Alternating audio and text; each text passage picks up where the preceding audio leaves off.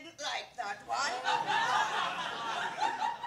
The Duke and I were left alone in the throne room while Elizabeth carried an entire bedroom set up the stairs on her own.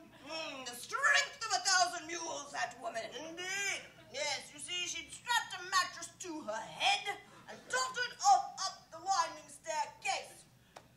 Philip and I were discussing the previous day's cricket match between India and Pakistan. And as you can well imagine, one thing led to another, and I soon found myself polishing his royal scepter. You don't say, but I do. And I remember at one point, quite distinctly, I looked down at him from where I sat perched upon his throne. And I looked him right in the eye, I did, and I said to him, if memory serves, now you'll get a kick out of this, Montague. I looked him right in the eye, and I said to him, I said, well, old chap, I suppose you'd best get used to kneeling before a queen in this place. Oh, well done, you, rather. Yeah. Oh, shush. Here comes P-Flag. Keep it together, old man. Remember, we're British. Yes, indeed. But you are. Stiff upper lip. Stiff upper. Oh, damn. Every damn year. Oh. No, I don't care for them. No, you don't. I don't. You don't? I don't. You don't? I do not. I mean, look at them. They don't even have a float. No music. The least they could have done was pull together some smart matching outfits, one would think. Besides that, I just don't care for them. No, you don't. In our day, we didn't need P-Fag. It's P-Flag, old boy. Oh, yes, I always forget about the damn lesbians. In our day, we didn't have anyone to stand up for us. We just took our licks as they came, and we were stronger for it. That's what made men men. Or bears, or pigs, or what have you. Now, old boy, speaking of licks, yes, I found myself in rather a frustrating position not a fortnight ago. Did you? I'm afraid I did. I'd ordered in through the convenience of the interweb a little Chinese.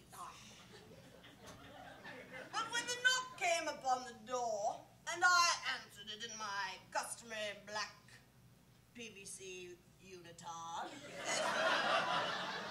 well, I'll be damned if the fellow wasn't Korean. Korean? Oh, no, I don't care for that. Nor do I, my good man. Nor do I. Well, of course I do. Yes. But not when one has specifically ordered 8 inches of uncut Chinese. Deceitful young bugger. So I was forced to put him over my knee and spank his firm young buttocks. Well, he left you no choice. No choice. Who's that now? RBC. What do you suppose that stands for? Richard Ballcock. Royal Bank of Canada, I believe, old chum. Possibly. But what the devil is a bank doing in our parade? You know, every year the parade grows more and more corporate, and I, for one, find it despicable. I do. People have forgotten the true meaning behind pride. As have I. Oh, here they come, old boy, here they come. Who's that now? The Dogwood Monarchist Society. Up you get. Oh, show a little bit of respect, if you would. A lot of charitable work these people do here. Oh, we've missed out. Oh, for heaven's sake. Oh. We'll have